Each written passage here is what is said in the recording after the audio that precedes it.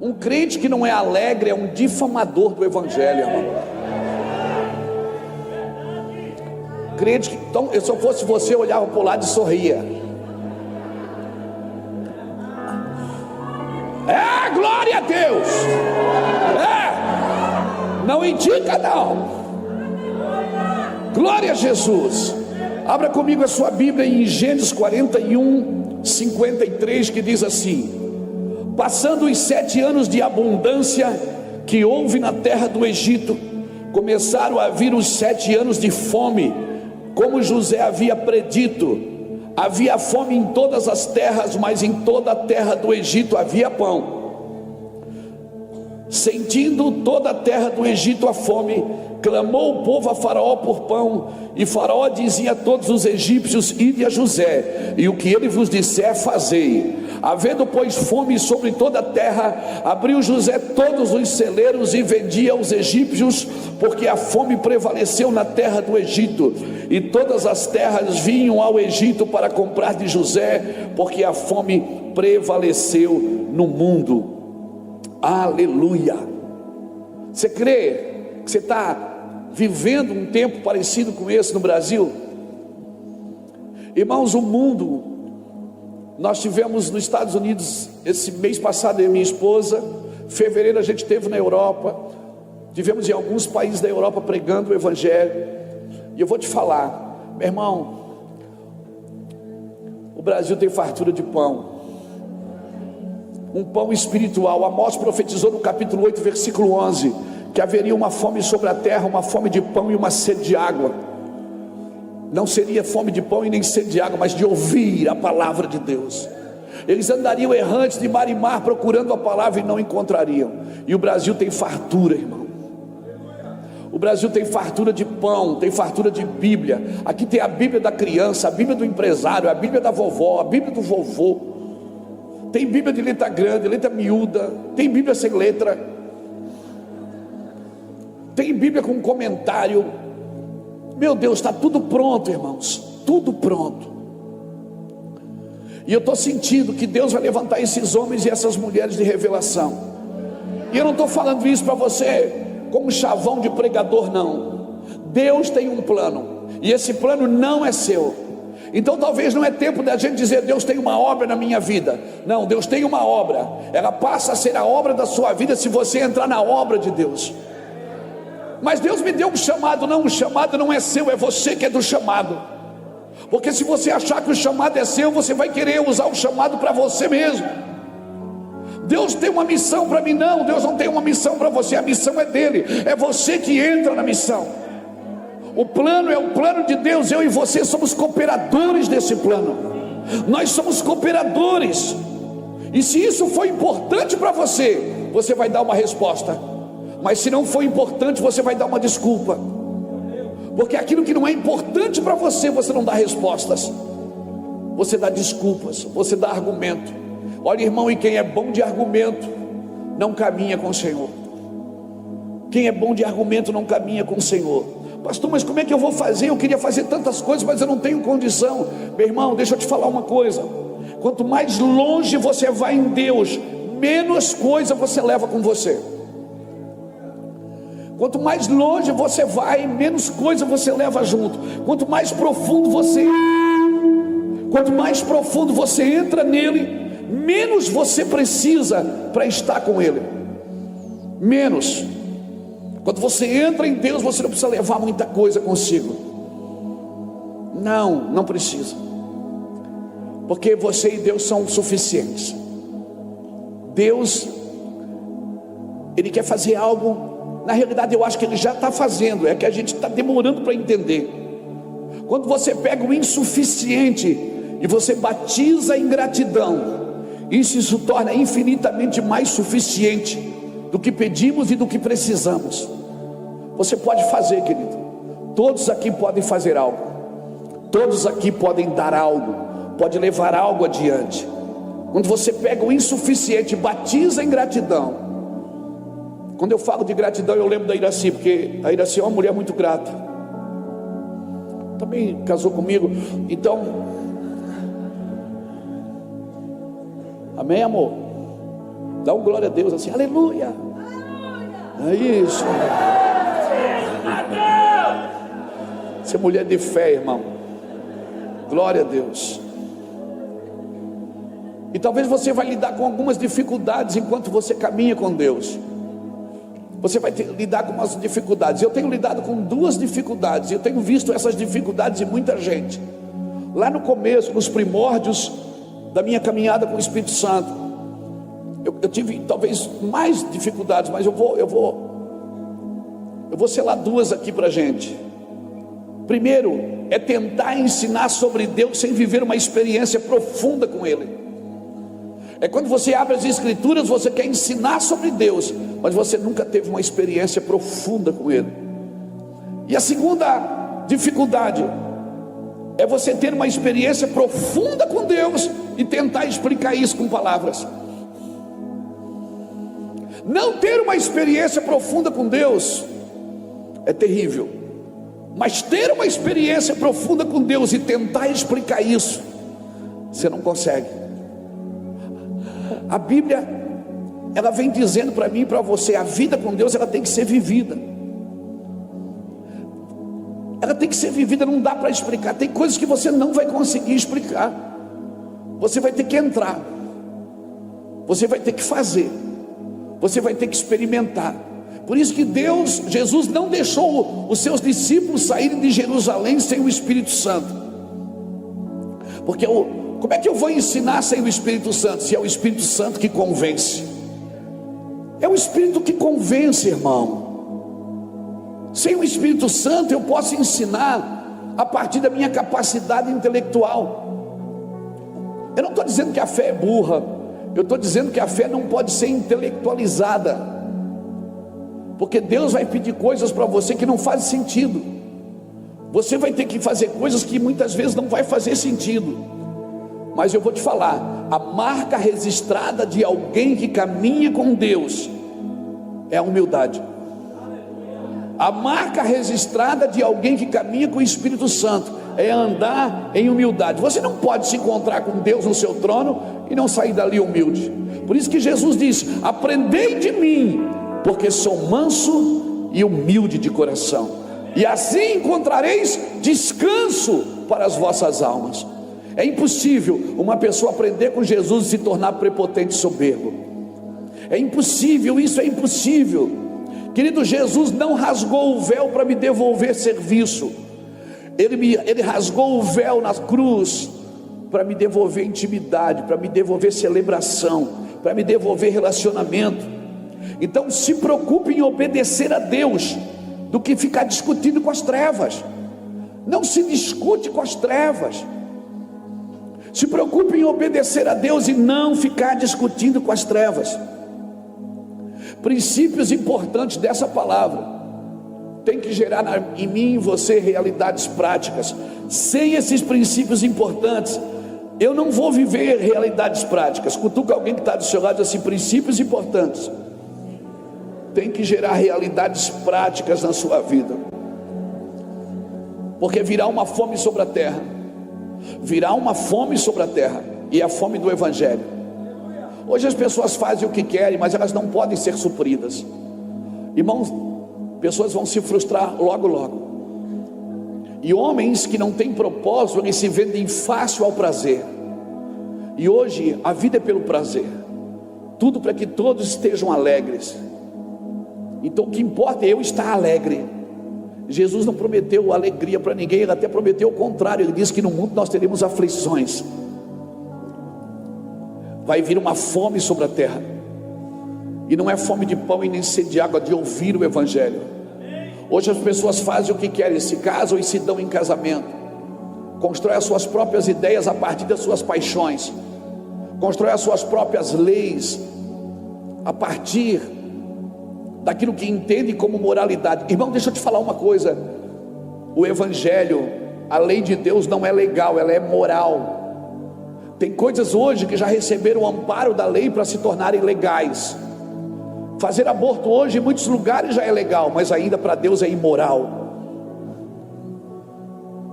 Casamento de pessoas do mesmo sexo em muitos lugares já é legal, mas para Deus ainda é imoral. porque Deus não trabalha com a lei legal, Deus trabalha com a lei moral.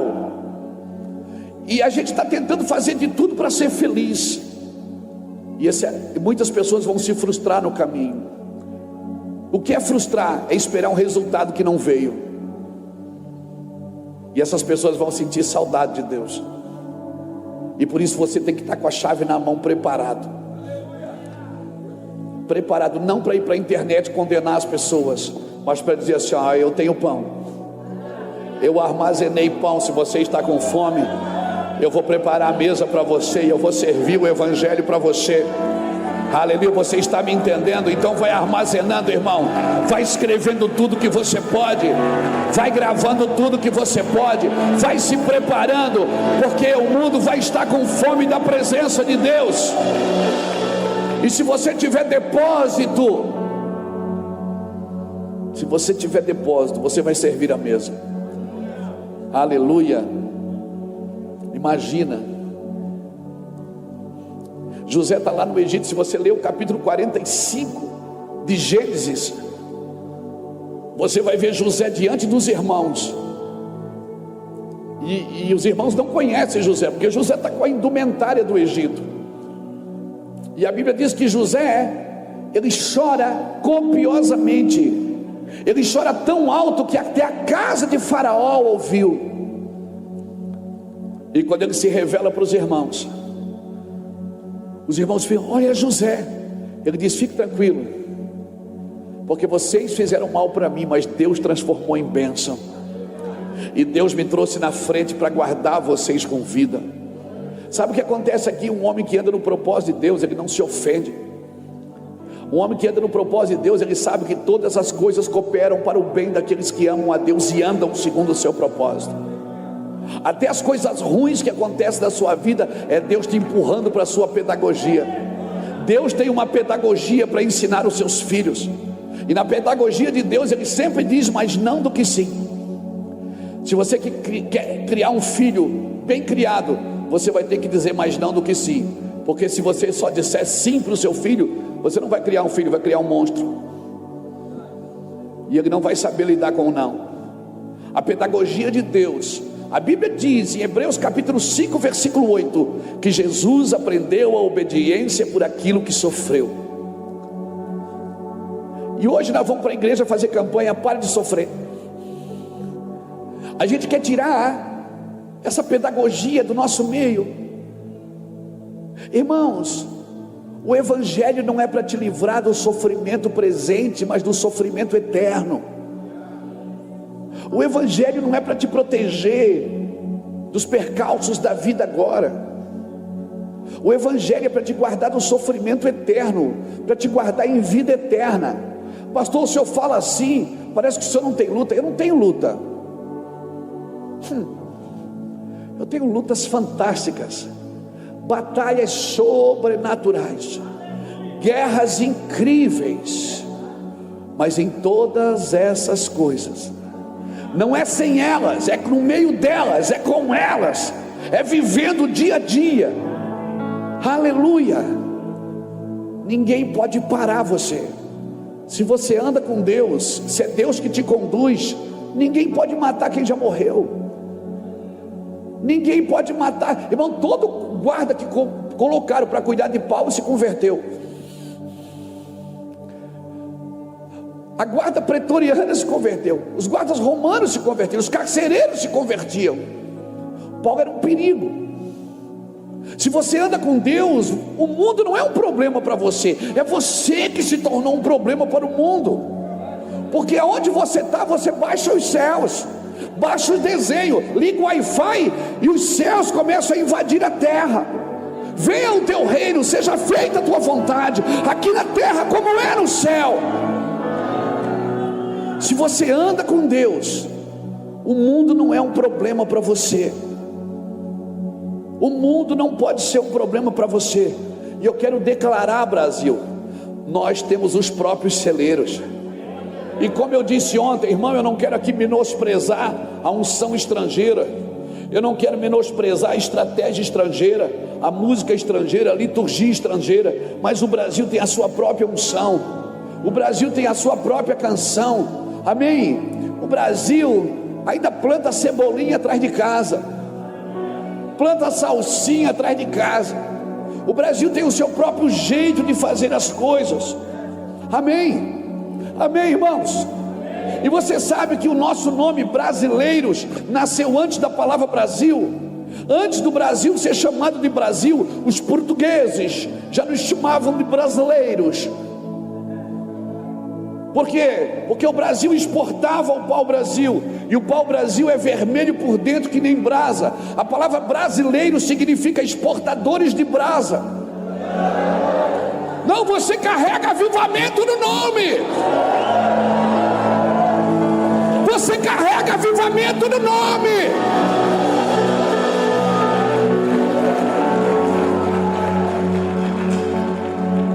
Cutuca um brasileiro que está aí e diz: você é um brasileiro. Você é um exportador de brasa. Você que me assiste em casa, você é um exportador de brasa. Amém? Você é um exportador de brasa. Brasil, você tem a sua própria unção. Brasil, você tem a sua própria canção. Aleluia. E a gente está dizendo: a igreja brasileira está perdida. Não está perdida, irmãos. Tem sempre o remanescente, tem sempre 7.000 que não se dobraram a Baal. Você vai em qualquer igreja, toda semana eu estou em algum lugar do Brasil, em alguma igreja. Toda semana, eu nunca fui num lugar que não tivesse cheio. Quando não tem gente na rua tentando entrar, Jackson. E a gente está dizendo: a igreja está desviada. O que adianta? Tem quantidade, mas não tem qualidade. Deus está enchendo os celeiros. Ele está armazenando para o tempo certo. No tempo certo, os celeiros vão se abrir. No tempo certo, quando a água subir, a arca vai estar pronta. No tempo certo, aleluia, você vai se tornar um apregoeiro de justiça. Aleluia, você está me entendendo aqui, querido? Então, por favor, sai da fila da bênção e entra na fila do propósito. Sai da fila do pedinte e entra na fila do provedor. Sai da fila do pedinte. Você não está trabalhando por aquilo que está acontecendo agora. Quantas conferências eu fui, irmãos? Quantas conferências? Em Santa Catarina, longe de tudo que era do evangelho, isso acontecia no Rio, São Paulo e Minas. Quantas vezes eu peguei o carro em Santa Catarina, atravessava o Paraná para ir para São Paulo assistir uma conferência do David Robson, para ver aquele cara entrar. Ele entrava assim no auditório,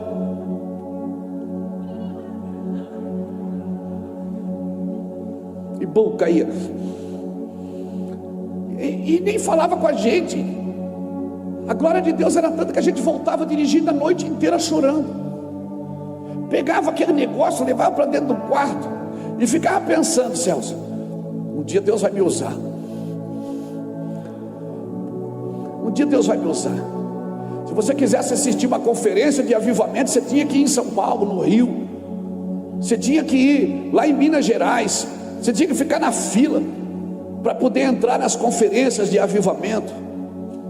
Quantas conferências eu fui de Benihim, New Jersey, Nova York. Ficava lá sentado, aquele cara entrava, só dizia touch, touch. Depois que eu fui descobrir que era touch, era toque.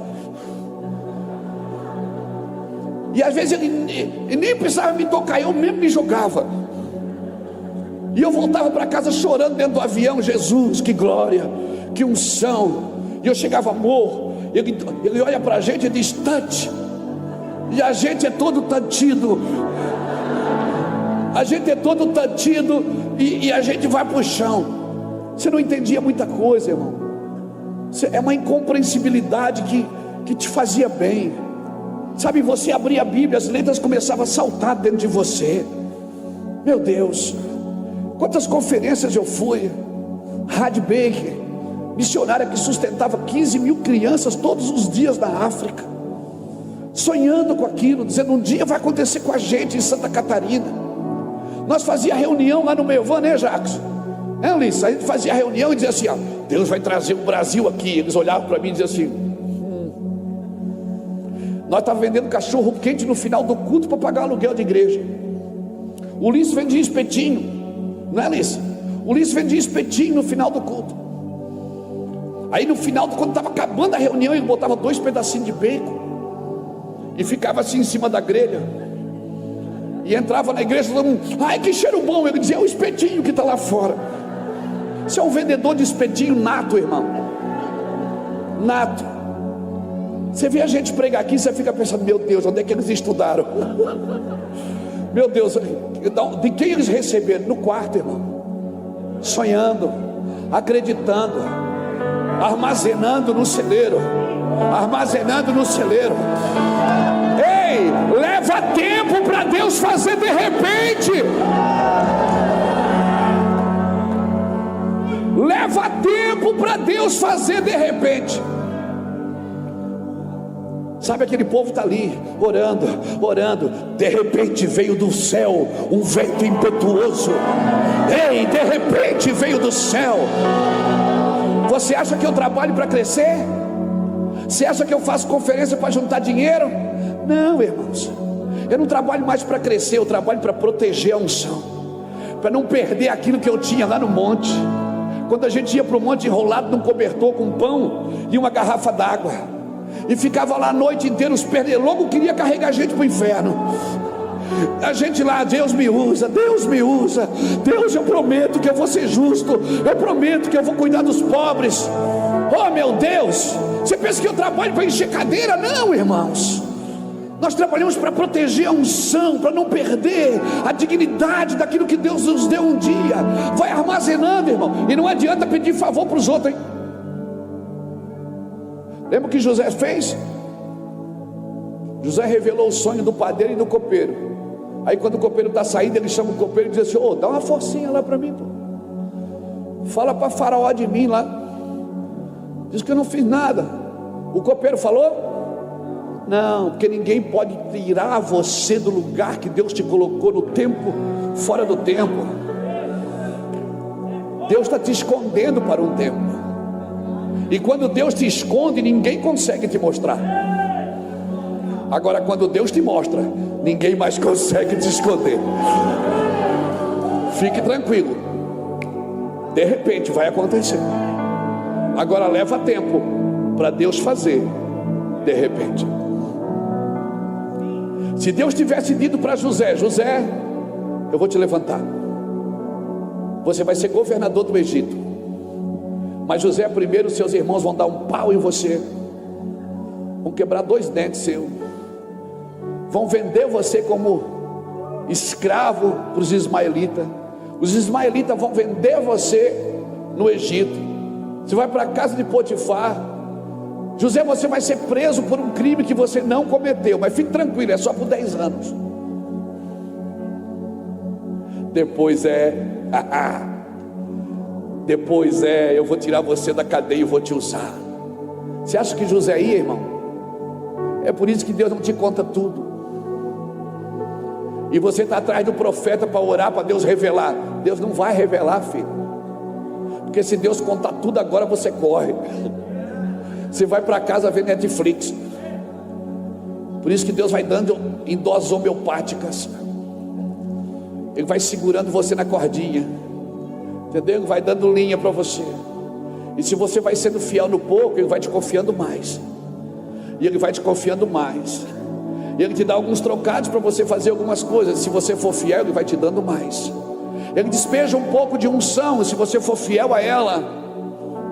Pastor, mas por que Deus não me usa? Porque você pode estar usando Ele. A única forma de Deus te usar é quando nós não usamos Ele. Deus só usa quem não lhe usa. Cutuca alguém que está aí, vai chegar o tempo. Ei, vai chegar o tempo. Eu não posso te prosperar enquanto você não aprender a lidar com a necessidade. Ei, eu não posso te prosperar em honra enquanto você não aprender a lidar com a desonra. Eu não posso te levar para o reino dos céus enquanto você não aprender a lidar com as trevas. Eu não posso, porque você tem que ter o mesmo coração quando você for popular, o mesmo coração que você tinha quando ninguém te conhecia. Deus está preparando você. Então dá espaço, irmão, dá espaço para Ele. Dá espaço para Ele. Eu não sei quantas conferências eu já fui, irmãos, atrás de incêndio. Eu queria queimar. Eu me lembro uma vez que eu fui na conferência aqui no Bom Retiro, na igreja do pastor Jabes de Alencar. Estava o Malafaia, estava o Jorge Linhares. E aí um amigo meu me levou e disse: ó, pega tuas fitas cassetes. Eu tinha umas fitinhas cassete assim. A capinha era bem bonitinha. Eu fui debaixo de uma luz assim, eu tirei uma foto. Parecia Ave Maria cheia de graça, debaixo da luzinha assim. E o nome da fita era Das Trevas para a Luz. E aí um amigo meu disse assim: eu vou te apresentar para o Malafaia, vou te apresentar para o Jorge Linhares. Eu cresci, irmão, cresci na hora. Cresci uns 2 metros. E levei as minhas fitas cassete, meus VHS e fui. Aí chego lá, eles estão sentados na mesa assim. Meu amigo me apresentou e disse: ó, pastor Ineu Gruber, que me levou, disse assim: ó, isso aqui é o Luiz Hermínio, ele é pastor lá em Itajaí, Santa Catarina, de uma igreja abençoada, menino de Deus. Eu tinha 30 e poucos anos. Levei as minhas fitas cassete, botei em cima da mesa. Eles disseram: oh, que benção, chega aí, vem tomar café com a gente. Sentei. Meu Deus, respeita a polícia, mano. Estou aqui agora no meio dos grandão. Irmão, eles foram embora, deixaram as fitas em cima da mesa. Eu disfarcei porque custava dinheiro as fitas. Peguei e botei dentro da sacolinha de novo. E Deus disse assim para mim: não arrombe portas que ainda não foram abertas. Por que você está tentando arrombar portas que eu não abri? Irmão, esses irmãos todos são meus amigos hoje. São meus amigos. Nós falamos no telefone, conversamos sobre coisas profundas do coração e do Brasil. No tempo certo você não pesca. No tempo de Deus você não pesca, André. É o peixe que pula dentro da rede. No tempo de Deus você não pesca. É o peixe que pula dentro da sua rede. No tempo de Deus você não planta o jardim. É o jardim que nasce primeiro. Quando é Deus que governa, não é você quem faz, você só obedece. Quando Deus tirou o povo do Egito, a primeira coisa que Deus mudou foi o cardápio. Deus disse: agora vocês vão comer o pão que cai do céu. Lá vocês trabalhavam, amassavam barro para comer. Agora, quando vocês acordar, o pão já vai estar ali na mesa. Porque no meu ambiente sou eu quem faço primeiro. Não tente fazer no ambiente de Deus primeiro. No ambiente de Deus, quem faz primeiro é Deus. Quero declarar isso para os pastores. Quem é pastor aqui? Pastora, pastor, levanta a mão. Quem é crente normal, fica aí, depois a gente fala. Eu quero declarar para vocês: não façam nada para a sua igreja crescer. Porque se é você que faz crescer, é você que tem que alimentar. Mas se não é você que faz crescer, você não precisa nem estar lá.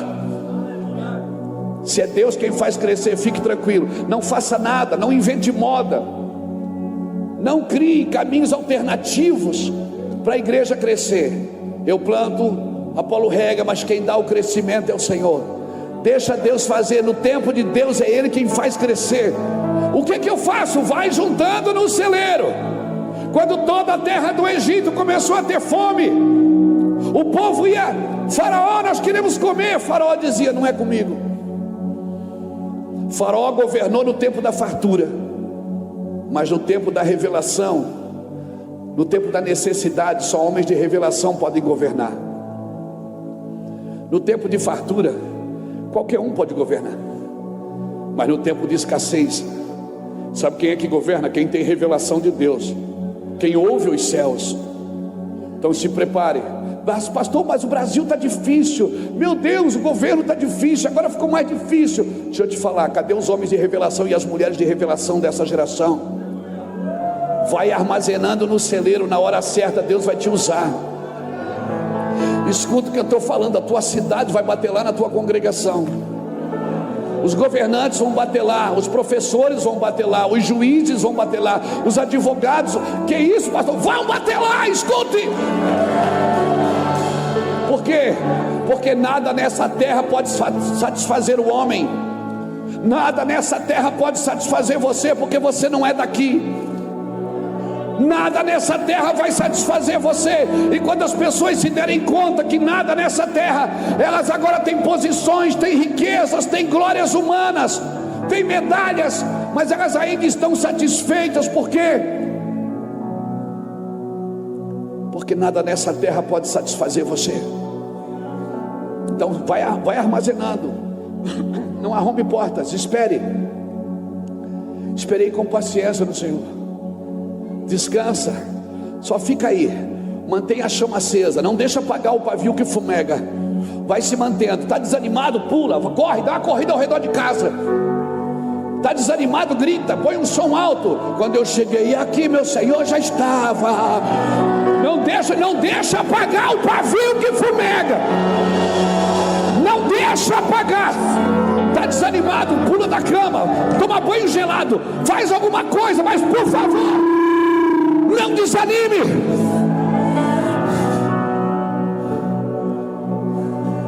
Vai armazenando. Irmãos, eu estou aqui desde quinta. Eu sinto peso nesse lugar. Eu sinto peso. É como, sabe, pessoas quisessem desanimar, parar. Essa noite eu não dormi. Deus me tirou da cama várias vezes. Eu não estou cansado porque eu não dormi por sua causa.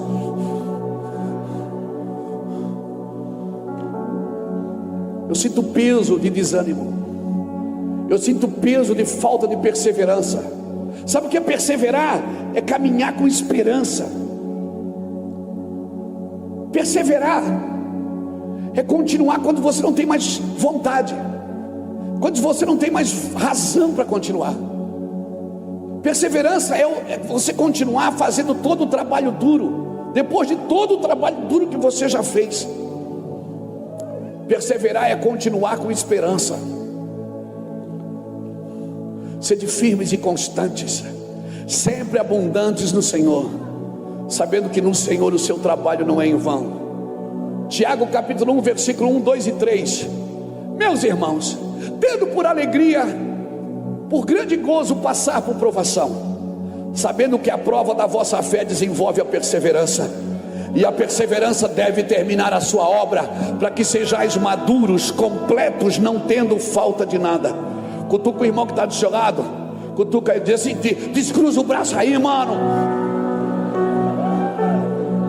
Tá frio, vai correr. Vai correr. Vai dançar na chuva. Para quê? Para não desanimar, para continuar. Olha no espelho.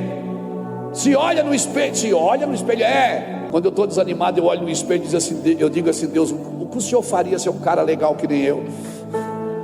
E começo a rir sozinho. Lá em casa é proibido desanimar. Quando a Iraci está para baixo, eu estou para cima. Quando eu estou para cima, ela está para baixo. E quando ela está para cima, eu estou para baixo. E quando nós dois estamos para baixo, o cachorro olha para nós e faz...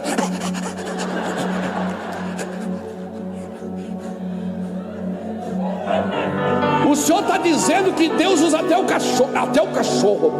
Você está desanimado, ele vem com osso de silicone na boca. E ele quer que você jogue o osso. Você diz, ai daqui cachorro, estou desanimado, não quero. E o cachorro... Aí você olha, irmão, eu não quero espiritualizar, mas você já sabe o que é Deus. Os céus proclamam a sua glória. O firmamento anuncia as obras das suas mãos. Ele não vai deixar a gente parar. Nós fizemos um voto com Deus, retroceder jamais. E eu não estou pregando motivação para você não. Eu não estou dizendo para você passar por cima do rancor, por cima da dificuldade. Não, eu não estou dizendo. Eu estou dizendo para você enfrentar. Eu estou mal, mas eu vou ficar bem. É você bater em você e você dizer, eu não estou legal. Assume, eu não estou bem. Porque quando você assume que você não pode, nasce a revelação. Quando você assume que você não consegue, nasce a revelação. Pastor, mas eu estou fraco. Mas ele não diz para você dizer está fraco. Ele diz, reconheça que você é fraco, mas diga o fraco. Alguém está me entendendo aqui? Reconheça que você é fraco, mas diga ao fraco, eu sou. E o poder se aperfeiçoa onde? Porque quando tu estás fraco,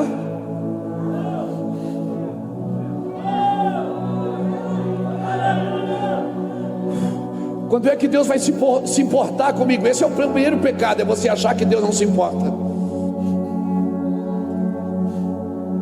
Esse é o seu primeiro problema, você achar que Deus não se importa.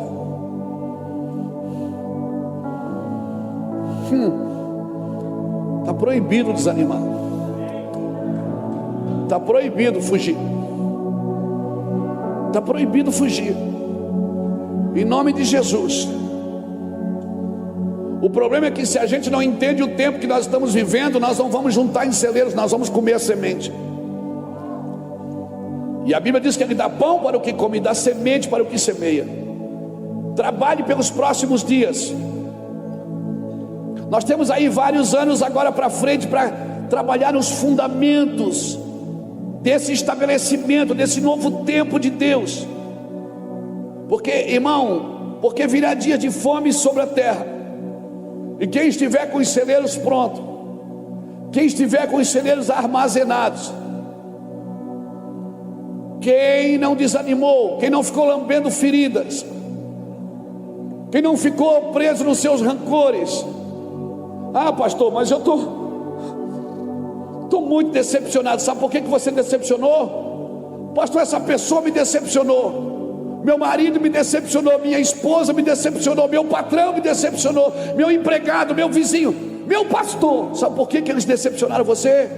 Porque você deu para eles o lugar que você deveria ter dado para Jesus. Tem lugar que você só pode dar para Jesus e para mais ninguém. Quando você dá a primórdia para Deus, o primeiro lugar, o primeiro amor, o primeiro tudo, você não desanima com mais ninguém. Você não se ofende mais fácil. Não entregue o lugar que é de Deus para outra pessoa. Eu não posso amar ele assim mais do que eu amo a Deus. Eu não posso amar meus filhos mais do que eu amo a Deus. Então o que eu faço? Eu os amo através de Deus. Não entregue o primeiro para ninguém, irmãos. O primeiro é dele. Você acha que Deus precisa de dinheiro quando Ele fala de dízimo? Você acha que Deus precisa de dinheiro? Não, Ele só quer ser o primeiro a ser ofertado, ser abençoado. Por que a lei da guerra em Deuteronômio diz que quando você invadisse uma cidade, você poderia tomar os despojos daquela cidade? Quando você invadia uma cidade, você poderia tomar todos os despojos da cidade. Mas quando chegou em Jericó, Deus disse: não tome nada da cidade. Deus disse para eles não tomarem nada da cidade, contradizendo o que Ele diz na sua palavra. Porque Jericó era a primeira cidade da terra prometida, e o primeiro já tem dono. Você não pode tocar no primeiro. Por isso que Deus santifica o primogênito. O primeiro sempre é de Deus. Porque se você não dá o primeiro, não adianta dar o resto. Não adianta, você não vai tocar Deus dando o resto. Resto do dia, resto do tempo, resto de recurso, resto de pensamento, resto de palavras. Não, irmão, eu tenho que é o primeiro. Tudo que é primeiro é dele. Aleluia. Levante um pouco a sua mão. Correntes vão cair hoje aqui da sua mente. Eu quero declarar em nome do Senhor Jesus. Você que está entrando em estado de depressão, em estado de burnout, você que está desanimado, cansado, eu sinto o seu peso aqui. Eu sinto o seu peso aqui nesse altar agora. Eu quero declarar em nome do Senhor Jesus Cristo que correntes estão caindo, algemas estão caindo. Deus está trazendo um nível de alegria para você. Deus está trazendo uma condição de você entrar no novo. No novo, entre no novo. Não tenha medo de entrar no novo.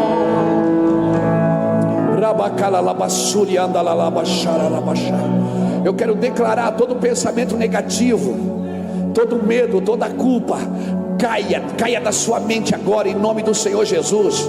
Deus vai tirar você do meio da noite da cama, não para tomar remédio, mas para celebrar a vida. Deus vai tirar você no meio da noite da cama, não é para tomar remédio, mas para celebrar a vida. Levante a sua mão e solta esse leão que está aí dentro. A letra da Bíblia vai ficar diferente para você. As letras vão saltar no seu espírito. Você não vai querer só ler a Bíblia, você vai querer ouvir a voz. Não é a Bíblia que você tem que conhecer, é de quem a Bíblia está falando. Se você conhece só a Bíblia, você só conhece versículos e capítulos. Você precisa saber quem a Bíblia está tentando revelar para você. Você precisa ouvir a voz do Todo-Poderoso. Ele ainda quer falar. Ouve Israel, Senhor. A palavra ouvir no hebraico, ela vem da palavra chamar. E a palavra obedecer também é chamar. Porque para Deus ouvir e obedecer é a mesma coisa.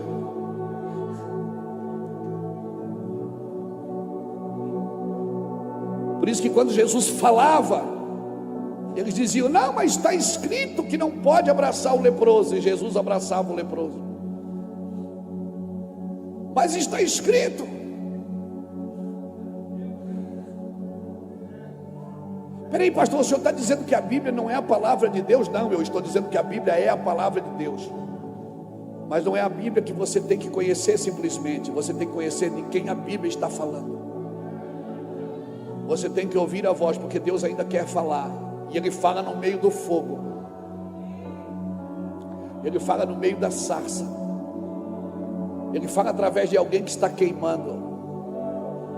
Não adianta você querer deitar Deus numa maca e abrir Deus no meio e estudar Deus. Vamos estudar a anatomia de Deus.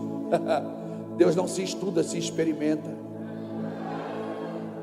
Provai e vede que o Senhor é bom. Se você só estuda sobre Deus para pregar, você só tem informações sobre Deus. Você informa, mas não transmite. Essa geração não precisa de pregadores de informação, precisa de homens que transmitam o seu amor e a sua presença. Mulheres que transmitam no seu olhar a sua pureza e a sua santidade. Não é de informações que essa geração precisa.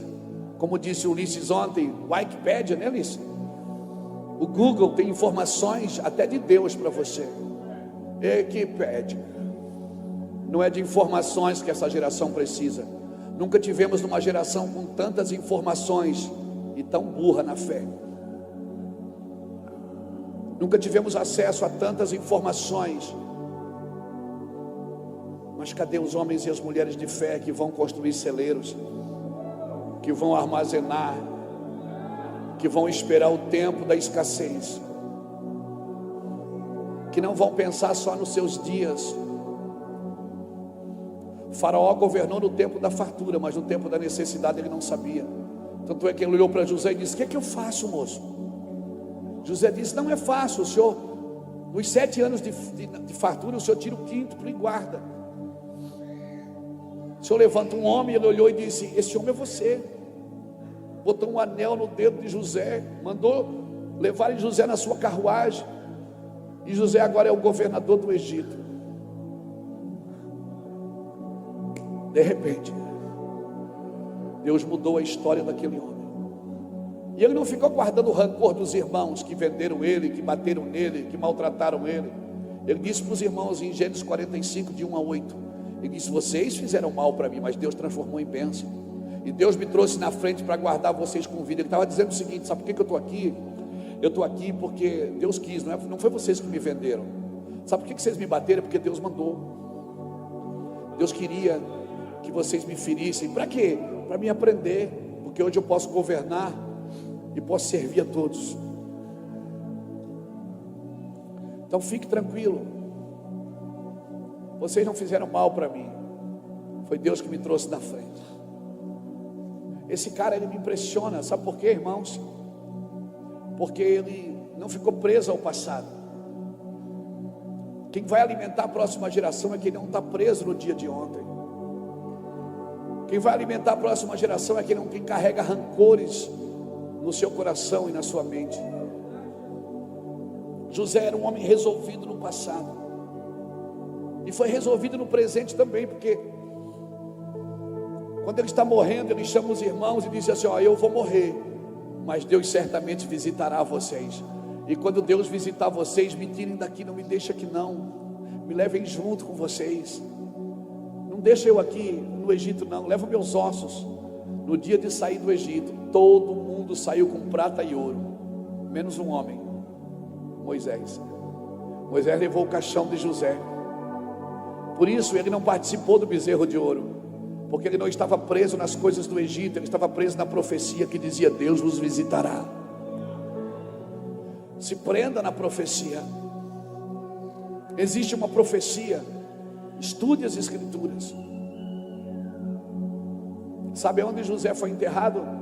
Em Siquém. Depois você lê Josué 24. José foi enterrado em Siquém. Sabe onde é Siquém? Siquém fica a 12 quilômetros de Jerusalém. E a minha Bíblia diz em Mateus 27, de 51 em diante, que quando Jesus morreu na cruz, túmulos foram abertos e muitos santos que dormiam foram vistos na cidade. A minha pergunta é: será que o Zé estava lá? Eu não sei, a Bíblia não me fala isso, mas eu quero acreditar que um homem que tem o passado resolvido, vive um presente que faz sentido, tem o seu futuro garantido perto da cruz. Eu acredito que uma das pessoas que estavam lá na morte, quando abriu o túmulo, santos que dormiam foram vistos na cidade, diz a Bíblia. Será que o Zé estava junto? Eu não sei, eu não posso garantir isso para você, mas estou doido para garantir. Mas teologicamente, que saco, eu não posso. Mas a Bíblia diz que túmulos foram abertos e santos que dormiam foram vistos na cidade. Será que José correu aqueles 12 quilômetros e disse: eu vou lá para a cruz, eu vou lá também? Ei, deixa eu te falar uma coisa. Talvez o seu tempo não chegou ainda, mas fique aí. Vá construindo, irmão. Vai construindo, porque virá uma fome sobre a terra. Amós 8:12 diz que andarão errantes de mar em mar. Na versão, a mensagem desse texto de Amós 8:12 diz assim: que darão ouvidos a qualquer um. Darão ouvidos a qualquer um, andarão errantes, porque vão dar ouvido a qualquer um. Se você tiver celeiros preparados, pessoas treinadas com o mesmo coração de Jesus, irmãos, essa geração será bem sucedida. Agora, por favor, você precisa meditar comigo: quem nós vamos ouvir nesses dias? Porque o Egito, ele tinha dois tipos de pai, Faraó e José. E eu vejo esses pais atuando nesses dias.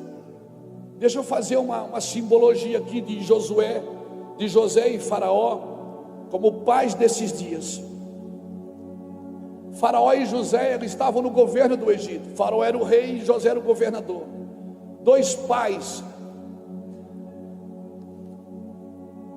Se você ler Gênesis 45, versículo 8, a Bíblia diz, José disse para os irmãos: Deus me pôs sobre pai, sobre Faraó. A tradução ali é pai, é pater, é governo. José está dizendo: aqui no Egito eu sou até pai de Faraó.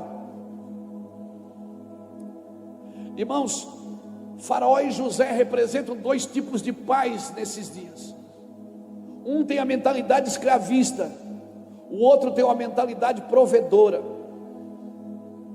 Um está sonhando com os próximos dias, mas não tem discernimento para fazer nada. Não tem discernimento, ele só sonha. Irmão, chega de homens sonhadores nesses dias. O Evangelho tem que gerar na gente realidades práticas. Amém? Sonhos têm que trazer realidades práticas. Tinha um irmão lá no meu banco que ele sonhava comigo todo dia. Toda semana ele tinha um sonho comigo, irmão, e era só sonho ruim. Ele nunca me via na bênção. Eu chegava e estacionava o carro, isso faz uns 15 anos atrás. Eu estacionava o carro no estacionamento, ele via: pastor, sonhei com o senhor. Um dia eu pulava de paraquedas, o paraquedas não abria. Outro dia o meu carro andava com 3 rodas, andava assim. Outro dia era 2 cachorros Rottweiler correndo atrás de mim, comendo um pedaço da minha perna,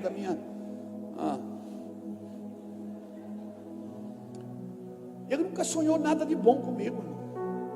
Sabe aquele dia que você não está bem? Quando eu cheguei ali na porta da igreja, disse: pastor, sonhei com o senhor. Disse: eu não quero saber. Disse: que isso, pastor? Eu disse: cara, você nunca sonha nada bom comigo, você só sonha coisa ruim comigo. Eu disse: mas o sonho hoje era bom. Eu disse: então conta, pelo amor de Deus, que eu preciso ouvir uma coisa boa. Mas não era bom, ele que deu uma enrolada para mim. Então não é, chega de homens sonhadores, irmãos, que só sonham, mas não realizam nada, não fazem nada, não praticam nada, não usam o que tem, estão esperando ter mais para poder fazer algo. Deixa eu te falar, Deus nunca vai começar com aquilo que você não tem. Se você tem um cajado, é isso que Deus vai usar. Se você tem uma bicicleta, é isso que Deus vai usar. Se você tem 5 pães e 2 peixes, é isso que Deus vai usar. Deus não vai começar nada com nada que você não tenha. Então comece com aquilo que você tem agora. Faça o que você pode fazer agora, no lugar que você está agora, com as pessoas que você tem agora. Faça isso agora. Não espere para ter mais. Faça o pouquinho que você tem. Amém? Faraó sonhava, mas ele não tinha discernimento. José já não, ele já discernia os tempos e os modos. Por isso ele funcionava para os próximos dias. Um está desfrutando da fartura, o outro enchendo os celeiros para os próximos dias de escassez. E quando Deus começa a te fartar, não tem a ver só com você, é para você juntar para as próximas gerações. Louco, amanhã pedirão a tua alma, e o que tu juntaste, para quem será?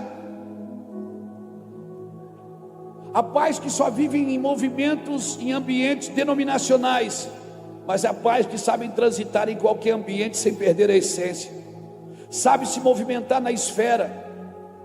Olha o que José aprendeu, irmão. José aprendeu a viver no meio dos irmãos que competiam com ele em um lugar. E você vai passar por aí também, amém? Cutuca alguém que está do seu lado e diz: você vai passar por os irmãos que tem procurando um lugar. Você vai passar pela competição entre irmãos. Cutuca, fala para ele, crente. Diga: você vai ter que passar pela competição entre os irmãos. Diga para ele: você vai ter que aprender a viver no meio dos prazeres, dos lugares nobres, sem tocar naquilo que não é seu. Na casa de Potifar, José aprendeu a viver num lugar nobre, mas não podendo tocar naquilo que não era dele. Terceiro, você vai ter que aprender a viver no meio da dificuldade. Imagina José no cárcere, 10 anos ele deve ter ficado por lá, meu irmão, aproximadamente, em dificuldade. Mas por onde José passou, ele foi governo. E agora ele está como governador do Egito, e você vai ter que aprender isso também. Aprender a viver nos lugares de governo sem abusar da autoridade que Deus te entregou. Um quer transformar e trazer cura para o Egito, mas não pode, porque seu desempenho está preso só em sonhos. Somente em sonhos, mas não no espírito de excelência, de revelação. O outro tem o espírito de excelência e seu desempenho está preso na voz do Senhor. Ele se move por revelação. 2 tipos de pais que nós estamos recebendo nesses dias. Um sabe lidar com o trabalho, mas não com a sabedoria do alto. O outro lida com a sabedoria do alto para fazer o trabalho. José foi um pai no Egito, irmãos, num tempo de dificuldade. E é isso que essa nação precisa, de um pai. Um trabalha para destruir a próxima geração, e quando trabalha só para os seus dias. O outro está conectado com as gerações. Não tem problema você servir Faraó, mas não esqueça, você não é filho de Faraó, você é filho de Jacó. Você faz parte de uma promessa de continuidade. Abraão, Isaac e Jacó. Você pode servir qualquer faraó na terra, desde que você entenda de quem você é filho. Moisés foi criado na casa de Faraó, mas quem amamentava ele era Joquebede. Ou seja, a genuinidade daquilo que ele comia ainda estava na sua essência. Ele cresceu na casa de Faraó, cresceu nos palácios, cresceu como um príncipe, mas quem alimentou ele foi Joquebede.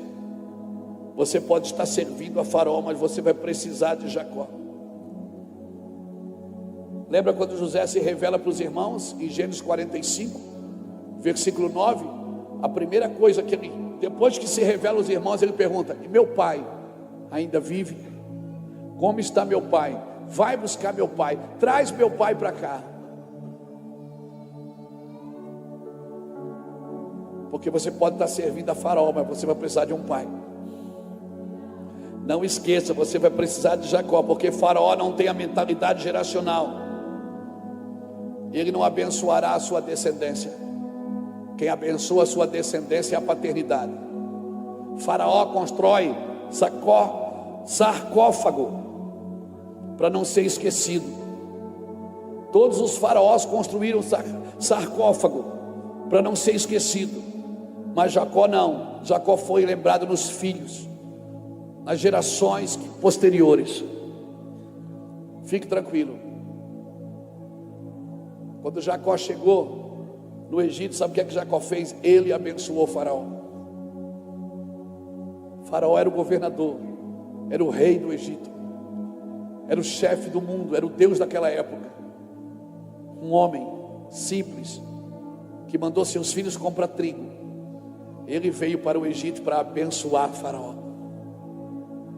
Então se prepare, irmão, deixe os faraós governarem. Veja o trono de outros reis, dobra-dos ao chão. Não importa, a minha expectativa não está em outro lugar a não ser na eternidade. Eu não estou esperando nada de lugar nenhum. Eu amo os homens que Deus levantou. Eu amo os homens que Deus colocou canetas de autoridade na vida deles, cadeiras de autoridade. Mas a minha expectativa está no Senhor da igreja. A minha expectativa está na igreja, no Senhor da igreja. E o Senhor da igreja vai fazer coisas sobrenaturais. Amém, irmãos? Essa é a geração que está juntando em celeiros. Essa é a geração que não vai se perder. Essa é a geração que vai colocar a mão sobre os faraós das próximas gerações. E não tente entender isso. O natural não consegue discernir o que é espiritual. Por isso você pode estar intelectualmente profundo e não ter uma mente renovada em Cristo. A presença de Deus é que renovará a nossa mente para viver nesses dias. Princípios importantes têm que gerar realidades práticas. Amém? Amém, irmãos? John Wesley dizia uma coisa interessante. Ele dizia: meu púlpito é o mundo. Procure ver a partir do mundo que você vive. O mundo que você vive não é só o seu mundo. Procure enxergar o mundo não a partir de você, mas a partir de Deus. Olhe para a terra como Deus olha para a terra, não como a religião quer que você olhe. Tenha esperança nas pessoas, e elas não precisam nem estar congregando com você na sua igreja. Tenha esperança nas vidas. Tenha esperança nas próximas gerações. Tenha esperança, irmãos. E se Deus quiser usar você para salvar pessoas, e se Deus quiser levar você no meio de lugares obscuros, que você diria: eu não vou lá, e Deus diz: você vai sim, nem que seja como escravo. E se Deus quiser prender você para salvar o carcereiro,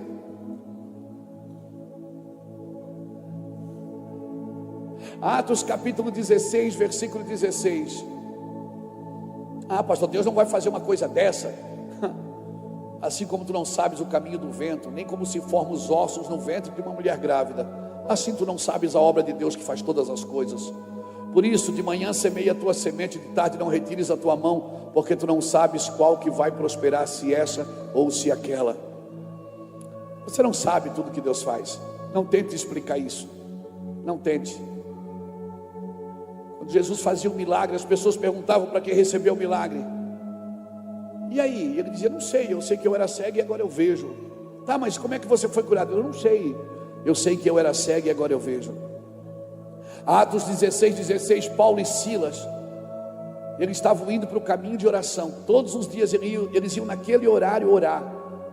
E uma moça atrás deles dizendo: ei, que homem de Deus, meu Deus, que homem abençoado, meu Deus, que homem ungido. Aquilo foi incomodando Paulo. Às vezes os caras da Bíblia, eu me invoco um pouco com eles. Por quê, pastor?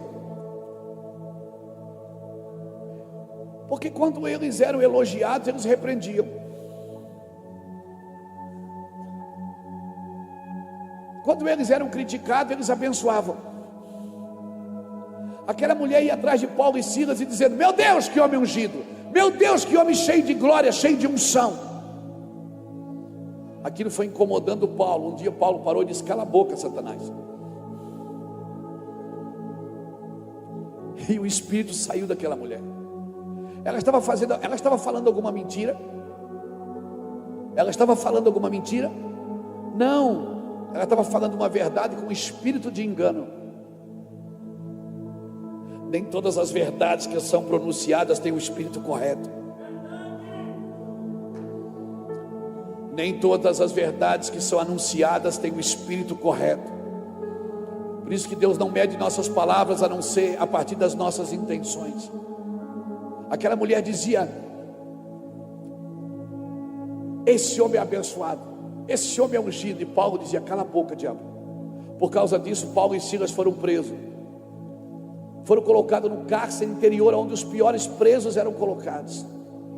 Paulo e Silas estavam lá, presos naquele lugar.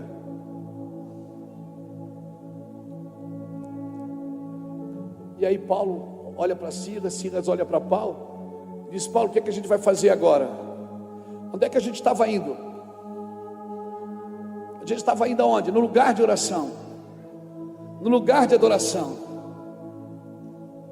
Vamos adorar aqui mesmo. Puxa um dó maior aí, Silas. E eles começaram a adorar. Porque homens de Deus são assim: muda o ambiente, mas não muda o propósito. Eles iam para o lugar de oração, e agora eles não estavam indo mais para o lugar de oração. Eles estavam presos, mas eles não mudaram o propósito. Eles entraram em adoração e continuaram adorando. A gente tem dificuldade de lidar com alguns ambientes, irmãos. Por quê? Porque são ambientes de guerra, e a igreja não está preparada para ambientes de guerra. A igreja só gosta de ambiente de adoração. Eu percebo, irmão, eu sou pregador, eu sei que quando eu estou pregando, quem está intercedendo. Tem gente que está nem aí. Por quê? Porque não entende o ambiente de guerra. Quando você entra num ambiente de intercessão, você precisa entender o ambiente que você está entrando. Nada funciona, irmão. Dá problema aqui, dá problema ali, dá problema no som, dá problema aqui, é uma distração. Porque tudo para roubar a palavra, para que ela não entre no coração das pessoas. Mas eu piso na cabeça desse demônio, em nome do Senhor Jesus. No que depender de mim, irmãos, todos vão ouvir. Há uma conspiração das trevas para que nada funcione. Há uma conspiração das trevas para que as pessoas se distraiam por qualquer coisa. Há uma conspiração das trevas para que as pessoas não prestem atenção. Isso é andar errantes de mar em mar. Isso é andar errantes de mar em mar. Porque as pessoas estão ali às vezes de corpo presente, mas a sua mente está em outro lugar. Tem gente que vai para a igreja jogar, assistir vídeo na internet, conversar com a namorada que ficou em casa. Pessoas não entenderam o que elas estão fazendo nesse ambiente. Construir em celeiros, irmãos, você não pode ter plano B. Abastecer os celeiros, você não pode ter plano B. Não pode, não se distrai. Não se distrai. Vamos rir, vamos brincar. Mas quando você está numa guerra, em tempo de guerra não se dança. Em tempo de guerra se anda com a espada na mão, como Gideão. Uma tocha na mão e o cântaro na outra, a trombeta na mão e o cântaro na outra, com uma tocha acesa dentro. No tempo de guerra se bebe água assim, ó, vigiando, todo mundo ligado. bom é que nem se comece, porque em tempo de guerra ninguém se distrai. Mas quem não foi chamado para a guerra, irmão, atrapalha quem está guerreando. Então entenda o tempo que você está vivendo. O Brasil está passando um momento difícil, tá, vai ficar pior, mas vai armazenando. O que é que eu faço? Senta na mesa e come do cordeiro. O anjo da morte está passando, irmãos. Está passando. O que é que eu faço? Come do cordeiro. Passa sangue na porta. Fica aí dentro. Vai armazenando. Vai guardando. Porque na hora certa, Deus vai usar você. Na hora certa, Deus não vai usar quem estudou sobre ele. Na hora certa, Deus não vai usar quem tem mais recurso. Não, Deus vai usar quem se preparou, quem afiou as suas espadas, quem está com as espadas na mão, se preparando, quem está em outro lugar. Cutuca o irmão que está no seu lugar e diz assim: Deus vai colocar uma espada na sua mão.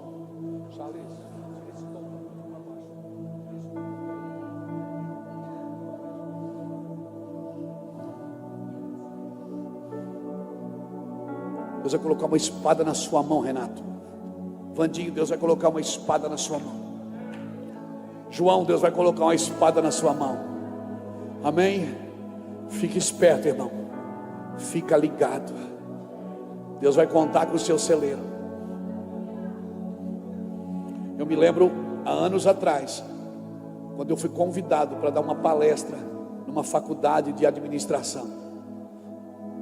Irmão, eu nunca administrei nada na vida, a não ser depois que conheci Jesus.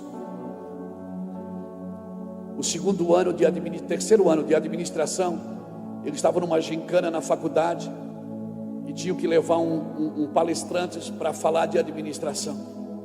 E aí me convidaram: o senhor não vai, pastor? Um menino lá da igreja: o senhor não vai? Eu digo: vou. Pastor, mas é difícil. Eu digo: eu sei, mas eu vou. Foi eu e o pastor Lapa. Eu levei uma caixa de Bíblia para dar de presente para os meninos lá. E agora, o que eu ia falar de administração? Peguei um caderno, comecei a escrever. Na época não tinha iPad, não tinha computador. Comecei a escrever, escrevi um monte. Sentei atrás da mesinha. Aí a professora, antes de eu começar a falar, ela me chamou assim e disse assim: o senhor é pastor, né? Eu digo: sou. Todo feliz: sou pastor. Ela disse: eu queria que o senhor não falasse de religião aqui. Eu disse: tá bom, diabo, pode deixar que eu não vou falar nada, não. Fica tranquilo, eu não vou. Pode deixar, Satanás, eu não vou falar nada de religião aqui, não. E aí aquilo já me intimidou, irmãos. Aquela palavra já me intimidou. E aí eu abri o caderno, fiquei dentro do auditório. Aquela montoeira de jovens, administradores, futuros administradores. Eu abri meu caderninho de 20 matérias e disse: então, irmãos, queridos, quase que já escapou um pai do Senhor. Eu disse: tudo bem, boa tarde a todos, prazer estar aqui com vocês, meus queridos irmãos, meus queridos alunos, e administrar, né? Vou estar aqui para falar de administração. Administração é a arte de administrar. Você administra porque você é um administrador. E o rio não vinha, irmão. Sabe quando o rio não vem? O rio não vem. E todo mundo ficou olhando um para o outro. E aí eu tirei o microfone da boca e disse assim: Espírito Santo, por favor, eu me recuso a fazer isso sem você. Eu me recuso a fazer isso sem você, Espírito Santo. Por favor, eu não sei fazer isso sem você. Irmão, você sabe quando ele chega. Eu senti aquela quando deu aquela soprada no cangote, eu já fiz A professora olhou, os alunos ficaram dizendo 10 minutos depois eu já estava de um lado para o outro. Queridos irmãos, Amados do Senhor, quem aqui vai ser administrador de empresa? Todo mundo levantou a mão. Eu disse: pastor Lapa, me dá um livro de administração aí para mim. Disse: aqui eu trouxe um livro para vocês aprenderem a administrar. Aqui você vai matar a fome de 5.000 com 5 pães e 2 peixes. Aqui você vai aprender a andar 40 anos no deserto, sem comprar uma sandália, sem comprar uma camisa, sem comprar uma calça.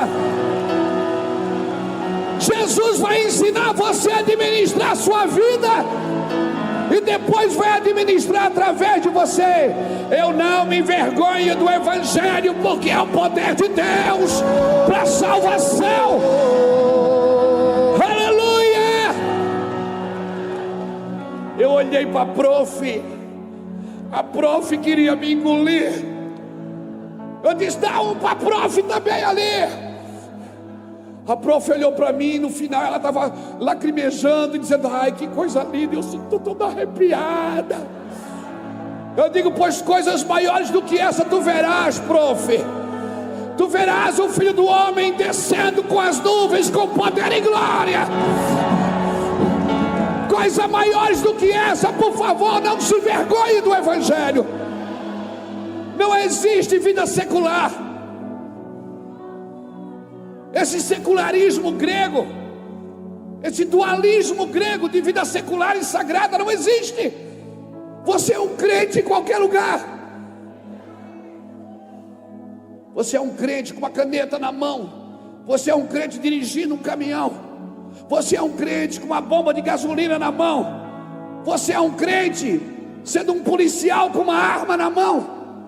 Você é um crente em qualquer ambiente dessa terra.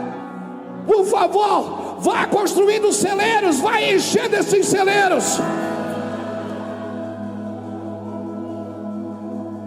Irmão, 10 minutos a galera estava gritando: aí pastor, show de bola.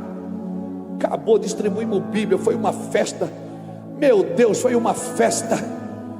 Aleluia, nunca mais me chamaram, mas foi maravilhoso. Foi maravilhoso aquele dia. E a pessoa cheia de dedo para falar de Jesus. Não pode falar porque assusta. Assusta se você for feio.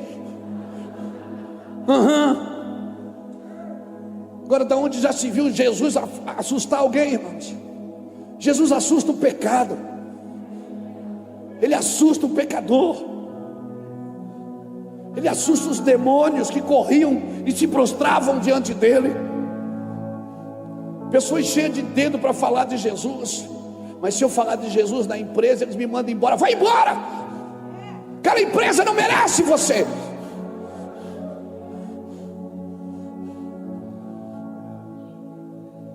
Mas se eu falar de Jesus na universidade, eu vou sofrer bullying. As pessoas têm medo de Cristo. O mundo está com fome de Deus. Quem se importa? Eu vou te falar: se você se importa, você vai dar resposta. Se você não se importa, você vai dar desculpas. Eu abri essa conferência na quinta-feira dizendo uma coisa para você: Deus tem chaves para entregar nesses dias. E não é chave da vitória, não é chave da prosperidade, não. Eu não sou um pregador de prosperidade, eu sou um pregador de justiça. Se você falar de justiça, não precisa falar de prosperidade, ela virá.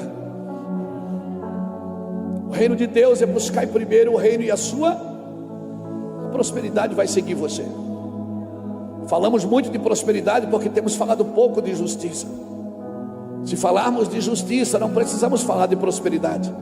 Ela virá. Ela virá. A mensagem do reino é buscar primeiro o reino e não a sua prosperidade, a sua justiça, porque a prosperidade do reino está em prática da sua justiça. A cura do reino, o milagre do reino está na prática da sua justiça. Eu comecei essa conferência falando para você: Deus tem chaves para te entregar. Chaves que vão mudar o seu ambiente, vão mudar a sua vida. Mas por favor, não se distraia. A igreja não está preparada para uma guerra, irmão. Eu não estou falando de guerra com armas na mão, não. Eu estou falando de guerras ideológicas, guerras de princípios. Aleluia. Talvez nós vamos precisar orar mais, jejuar mais. Talvez nós vamos precisar nos distrair menos. Eu não vim em Ponta Grossa passear. Eu vim pregar justiça. Passear, eu vou passear amanhã. Hoje eu vim pregar justiça. Por isso eu estou atento a tudo que Deus está fazendo e apontando. Uma criança correndo, uma nuvem que passa, um carro que passa. Deus está se manifestando, irmãos, sinais. O vendaval que veio do Rio Grande do Sul, que vem destruindo cidades. Deus dizendo: eu vou abalar o que pode ser abalado, para que o inabalável permaneça. Deus trazendo palavras. A temperatura ontem baixou, hoje já aumentou de novo. Então tudo tem sinais de Deus, gente. E você precisamos estar atento. E às vezes eu vejo a igreja distraída demais. Distraída demais. Não se distraia. Não se distraia. Talvez o maior pecado da igreja nesses dias seja a distração. Não se distraia. Fique atento. Firmes e constantes, sempre abundantes. Você já foi um escravo do pecado, você não é mais. Você já foi um escravo da injustiça, você não é mais. Não importa quem governa essa nação, irmão. Passa sangue na porta que você não recebe a praga.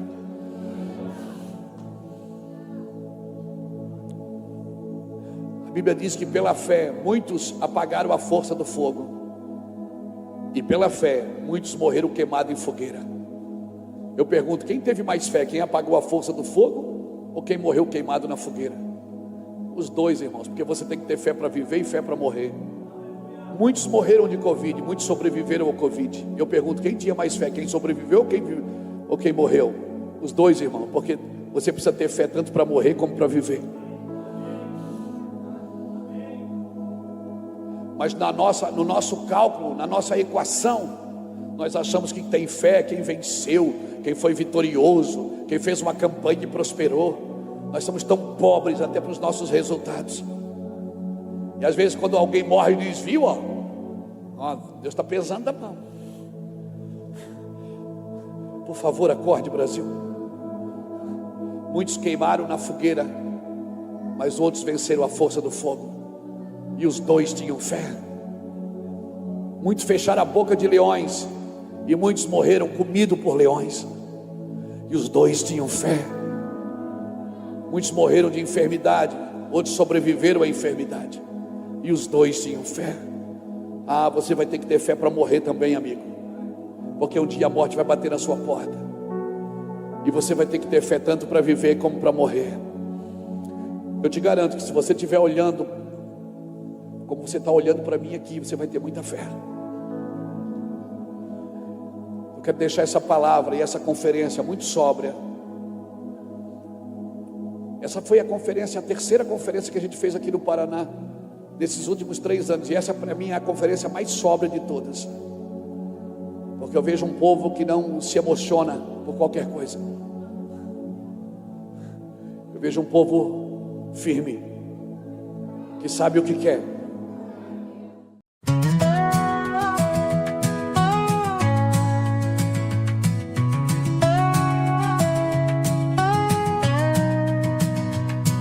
I'm walking down the shoreline of a memory, where the tide once carried what you meant to me. The sand still hums the stories we once made. Your footprints linger, though the colors fade. Each quiet echo pulls me near, a soft reminder you were here. The waves erase but can't replace the gentle truth I still hold dear. Footprints that never fade, staying in my heart when the nights turn gray. Even when the storms pull the light away, your marks remain in every step I take. Moments the water couldn't change, footprints that never fade.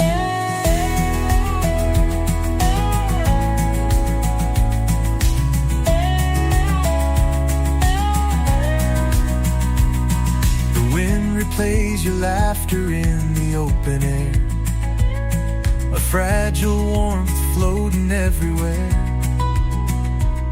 Though time keeps shifting everything I see, you can't unwrite what you left in me. I feel the pull of what we knew, a quiet path that leads me through. The oceans move and seasons sway, some memories never wash away. Footprints that never fade, staying in my heart when the nights turn gray. Even when the storms pull the light away, your marks remain in every step I take. Moments the water couldn't change, footprints that never fade.